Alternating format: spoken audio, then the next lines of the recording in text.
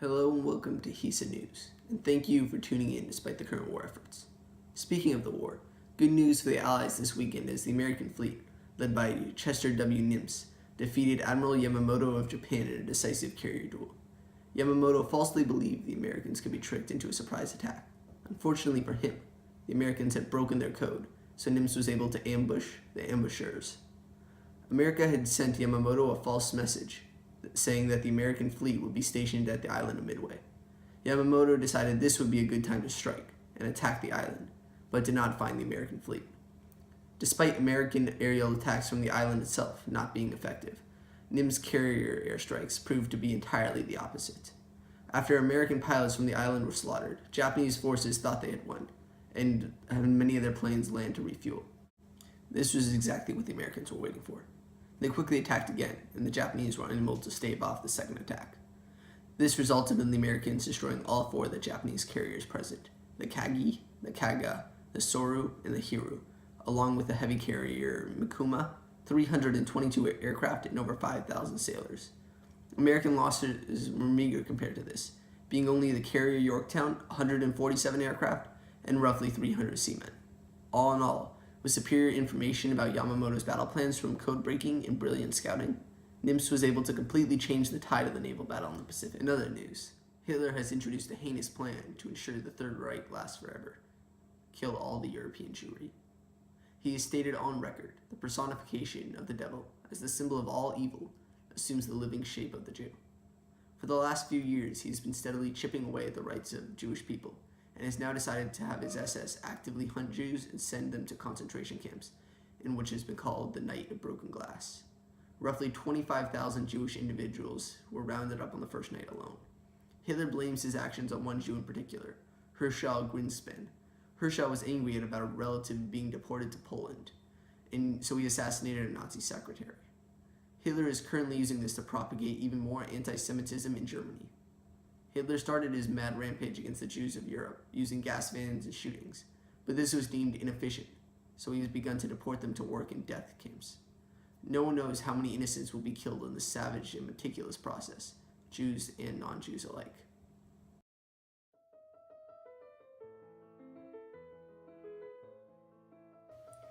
Mr. Popper's Penguins is a book about Mr. Popper, who loves adventures, so he writes a letter to Arctic explorer Admiral Drake. After receiving the letter, Drake sends Mr. Popper a penguin, which eventually turns into 12 penguins after Mr. Popper received another. Mr. Popper can't afford to house all the penguins, so he decides to start a show with them. Mr. Popper teaches the penguins tricks, and he is soon discovered by Mr. Greenbaum. Mr. Greenbaum hires them for his famous show. They travel across the country doing shows everywhere.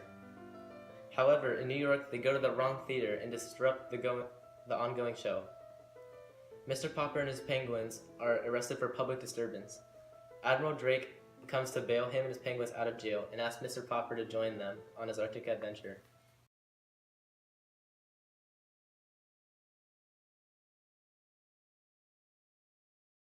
Sergio here, and today we're going to talk about how music is having a huge impact on our current war. So music is playing a huge role right now in our war, and it is being used for everything from propaganda to help motivate soldiers to go into the war, to even helping spread a sense of nationalism. And right now, swing music is the most popular genre of music, and it is being played everywhere, from bars and clubs to even military camps for our soldiers. So swing music is a style of music that has its origins in jazz and classical music. So the music of the 1920s, jazz, quickly became known as the swing music during the Great Depression in the 1930s. So swing music is a danceable style of music with a swing time rhythm, and this music is typically played at a medium to fast tempo or speed. So this music has an emphasis on the weaker part of the beat. So the big bands who produced this kind of music consisted of a rhythm section of usually a bass and drums, a woodwind section of a clarinet and saxophones, and a brass section of trombones and trumpets, and occasionally a violin or guitar.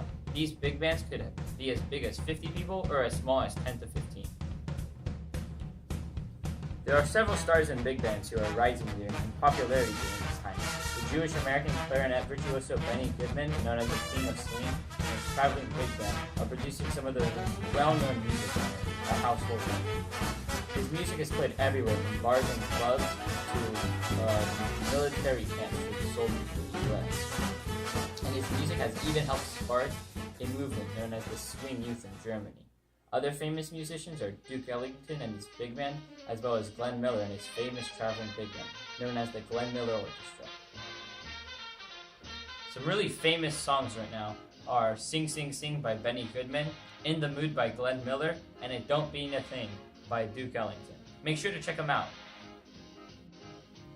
So all this craze for swing music has even led to something known as the Swing Youth. So the Swing Youth was a youth movement in Germany that revolved around swing music and the American culture. This movement was against the Hitler Youth and his ideologies. This movement took place primarily in Hamburg and Berlin during the 30s. In conclusion, folks, music is playing an integral role in our war, and doing everything from inspiring our American soldiers in the military camps to even starting an anti-Hitler Youth movement in Germany. Thanks for listening, folks.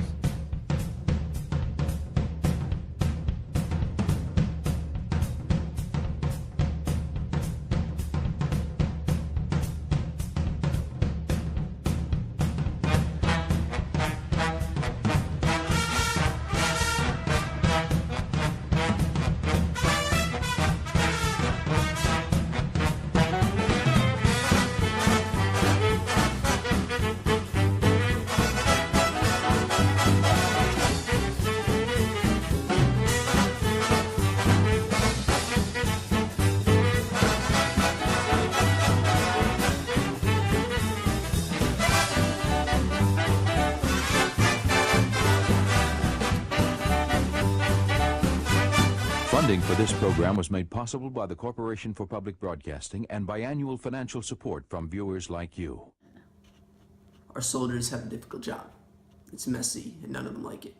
But they do it anyways because someone out there has to do it to keep us folks at home safe. You can help keep them safe too. Simply buy war bonds. But forget about that 10% stuff. That's just a good investment. If you really want to help your brothers, your husbands, your sons stay alive, buy all the war bonds you can. Even if it means being inconvenienced or uncomfortable. It's only a fraction of how tough our boys have it out there. They're risking their lives to help protect us and allow us to live in peace. And all they are asking you is to give them the tools they need to do it. If you really care about any of our boys out there, buy war bonds. Buy them so you can look the weeping widows, the grieving mothers, or the boys that come home with a leg or an arm missing in the eye and not feel guilty. Ian here with coverage on the Olympics. Many people boycotted it because of the controversies with the Nazis running the Olympics. Jesse Owens is a black American who is a 4-time gold medalist, which went against Hitler's idea of Aryans being the best. Also, Louis Zamperini, a runner in the Olympics, went missing while flying in the Pacific. He's a pilot in the war, and if you know anything about his whereabouts, contact the Department of Defense.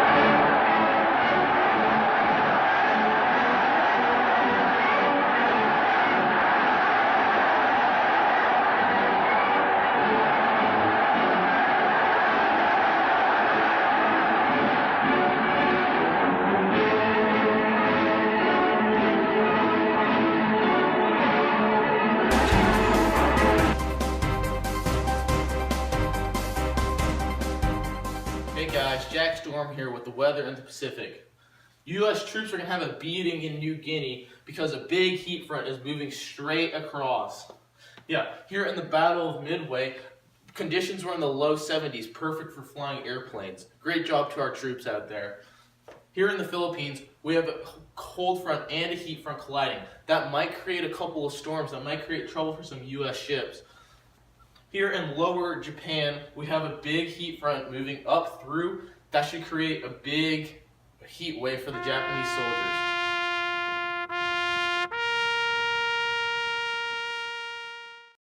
2 days ago, on June 5th, 1942, Captain Richard Fleming, who assumed the role of squadron bombers after his officer had fallen, led his squadron on an attack of Japanese cruisers, voluntarily dive bombing the Japanese cruiser at an altitude of 400 feet. Despite having sustained bullet wounds and flying on a barely operational aircraft, Fleming summoned the willpower to dive the Japanese cruiser before his aircraft erupted into massive flames. He survived without his mother and will receive the nation's most prestigious award, the Medal of Honor. The ridge protecting the airstrip is stubbornly defended. A tank flamethrower goes into action against one of the many pillboxes covering the ridge.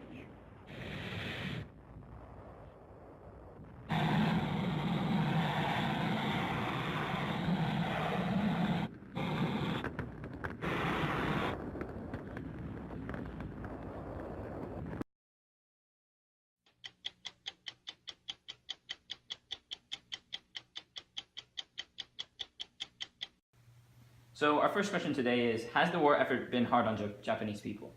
知る人と日本人は中で前に外へ、ありない。On December 7th, 1941, you attacked Pearl Harbor and Asian colonies. What harnessed these aggressions? 世界の中に日本の一番好きです。 So what are your thoughts on some of the difficulties that your Japanese troops are facing at Coral Sea? 僕の国に何もないでこれぞ、米国の人はちょっと How is your current relationship with Hitler? ヒトラーは本当とても強いです。でも僕はわからないです。 Well, what are your opinions on the American troops who surrendered in the Philippines? その人はエッカーじゃない嵐ありません。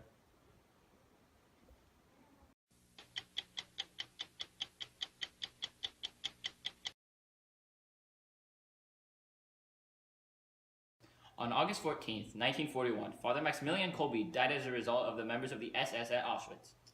Father Kolbe refused to sign the Deutsche Volkslied, which would have given him rights similar to those of German citizens. He instead used his friary to house over 2,000 Jewish refugees. Eventually, Kolbe's luck ran out as he was sent to notorious Nazi camp, Auschwitz, where he still continued to be resilient, preaching his faith. Father Kolbe volunteered to be one of the 10 men that Nazi officers deemed to be starved to death in place of a man who had wife and kids. After 2 weeks, Kolbe still had not fallen and had to be injected with carbonic acid. He was beatified as a confessor of the faith by the Pope of the Catholic Church.